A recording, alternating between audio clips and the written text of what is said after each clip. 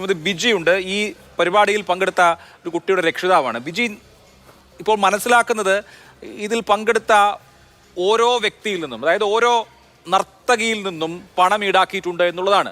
നിങ്ങളിൽ നിന്ന് 3500 പിന്നെ ഒരു 1600 വാങ്ങി എന്നാണ് ഞാൻ മനസ്സിലാക്കുന്നത്. ചിലർ 5000 പിന്നെ 1000 വാങ്ങി എന്ന് പറയുന്നു. ഇതുകൂടാതെ ടിക്കറ്റും ഉണ്ട്.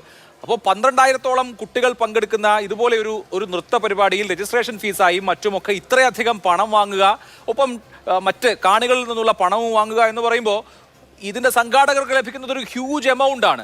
കൃത്യമായി എന്ത് പറഞ്ഞാണ് നിങ്ങളിൽ നിന്ന് പണം വാങ്ങിയത്? നമ്മളോട് ഈ പരിപാടി ഒരു 6 മാസം മുമ്പാണ് ഇത് അനൗൺസ് ചെയ്യുന്നത്. അതായത് നമ്മുടെ നൃത്തവിദ്യാലയം ഈ പരിപാടി പറയുന്നത് ഒരു 6 മാസം മുമ്പാണ്. 6 മാസം മുമ്പ് ഈ പരിപാടി പറയുമ്പോൾ 2000 രൂപയാണ് ഇതിൻ്റെ രജിസ്ട്രേഷൻ ഫീസ് എന്നാണ് പറഞ്ഞത്. അതായത് ഗിന്നസ് റെക്കോർഡിന് വേണ്ടിയിട്ട് തമിഴ്നാടിൻ്റെ റെക്കോർഡിനെ ഭേദിച്ചുകൊണ്ട് കേരളം ഒരു റെക്കോർഡ് കരസ്ഥമാക്കാനുള്ള കഠിന ശ്രമത്തിലാണ്.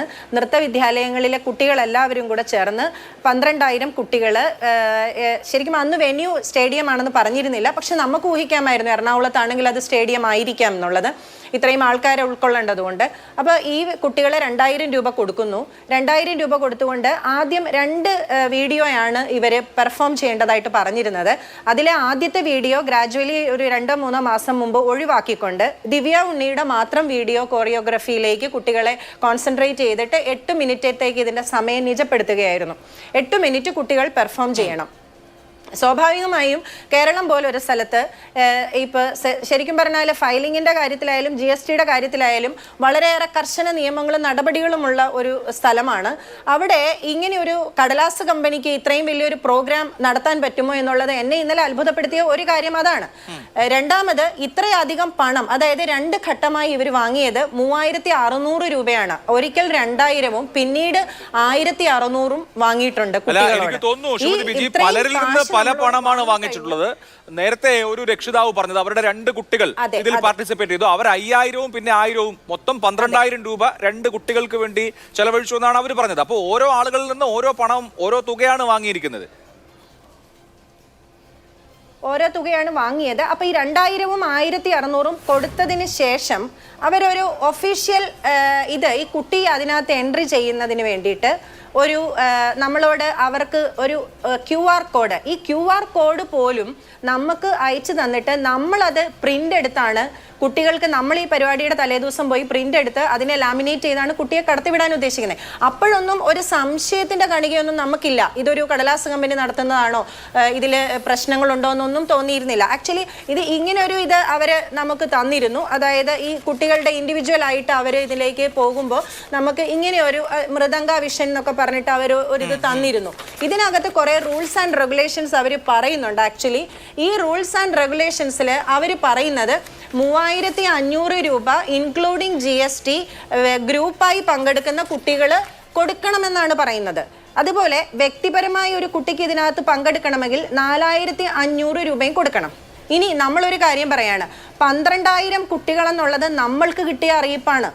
ഇതിലധികം കുട്ടികൾ അവിടെ പങ്കെടുത്തിരുന്നോ എന്ന് പോലും നമ്മൾക്കറിയുന്നില്ല. അങ്ങനെയെങ്കിൽ ഏകദേശം 5 കോടിയിലധികമാണ് ഇവർ ഈ ഒരു പരിപാടിക്ക് വേണ്ടിയിട്ട് ഈ പറയുന്നത് പോലെ ഈ ഫണ്ട് ഇവരിലേക്ക് എത്തിച്ചേർന്നത്.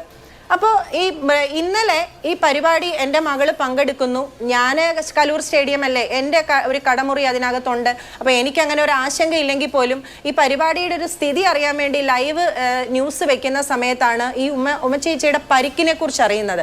അപ്പോൾ ആശങ്കപ്പെട്ടുകൊണ്ട് ഞാൻ ഇതിൻ്റെ അധ്യാപികയുടെ ഭർത്താവിനെ വിളിക്കുന്നു. അവർ എനിക്കൊരു ലിങ്ക് അയച്ചു തരുന്നു. ആ ലിങ്കിലാണ് മൃദംഗ വിഷൻ എന്നുള്ള മെൻഷൻ ചെയ്ത പേര് നമ്മൾ മനസ്സിലാക്കുന്നത്.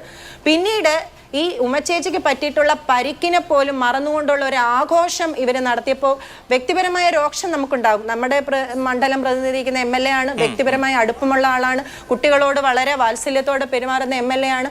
വളരെ സങ്കടത്തോടുകൂടി നോക്കുമ്പോൾ ഇവർ വളരെ അഭിമാനപൂർവ്വം കാണിക്കുന്ന ഈ ഗിന്നസ് റെക്കോർഡിലുള്ള പേര് ഷമീർ അബ്ദുൾ റഹീം ആണെന്ന് എനിക്ക് മനസ്സിലായത്. അതായത് എന്താണ് ഇവര് വാഗ്ദാനം ചെയ്തത്? പങ്കെടുക്കുന്ന ഓരോ ആൾക്കും ഗിന്നസ് റെക്കോർഡിന്റെ സർട്ടിഫിക്കറ്റ് തരുമെന്നാണോ? അങ്ങനെ ചില ആളുകൾ പറഞ്ഞു. അതുകൊണ്ടാണ് ഞാൻ ചോദിക്കുന്നത്. അങ്ങനെ സാധ്യമല്ലല്ലോ. ഒരു ഇവന്റ് ഈ കണ്ടക്ട് ചെയ്യണമെങ്കിൽ ഇവന്റ് നടത്തുന്ന ആളുകൾക്ക് ഒരു സർട്ടിഫിക്കറ്റ് കിട്ടും എന്നുള്ളതല്ലാതെ ഓരോ ഇൻഡിവിജ്വൽ പാർട്ടിസിപ്പന്റിനും എന്തായാലും ഗിന്നസ് ബുക്കിന്റെ സർട്ടിഫിക്കറ്റ് കിട്ടില്ലല്ലോ. കുട്ടികളെ സ്റ്റേജിൽ വിളിച്ച് സർട്ടിഫിക്കറ്റ് കൊടുക്കും എന്നാണ് പറഞ്ഞത്. കുട്ടികളെ സ്റ്റേജിൽ വിളിച്ച് ശരി, ഇനി അതിൻ്റെ പ്രതിനിധികളെയും വിളിച്ച് കൊടുക്കും എന്നായിരിക്കാം അവർ പറഞ്ഞത്. പക്ഷേ ഇവിടെ വൈരുദ്ധ്യങ്ങൾ ഒരുപാടുണ്ട്. പരിശോധിച്ച് വരുമ്പോൾ ഇത് കേരളമാണല്ലോ, ഇവിടെ ഒരു കമ്പനിക്ക് നിയമങ്ങളില്ലേ, ROC രജിസ്ട്രേഷൻ ഉണ്ടല്ലോ, ബിസിനസ് കമൻസ്മെന്റ് ഉണ്ട്, ഒരുപാട് നിയമങ്ങൾ ഒരു കമ്പനി ഇവിടെ നിലനിൽക്കണമെങ്കിലുണ്ട്, കൃത്യമായ ഫയലിംഗ് ഉണ്ട്. ഇവർ കൊടുത്തിരിക്കുന്ന, അതായത് ഇൻഡിവിജ്വൽ ആയിട്ട് കൊടുത്തവർക്കല്ലാതെ ഈ പറയുന്ന നൃത്ത വിദ്യാലയങ്ങൾക്ക് കൊടുത്തിട്ടുള്ളതിൽ പോലും ഒരു GST വാങ്ങിയതായിട്ടുള്ള റെസിപ്റ്റ് ഇല്ല എന്നുള്ളത് ആണ് പരിശോധിക്കുമ്പോൾ മനസ്സിലാവുന്നത്. ശരി.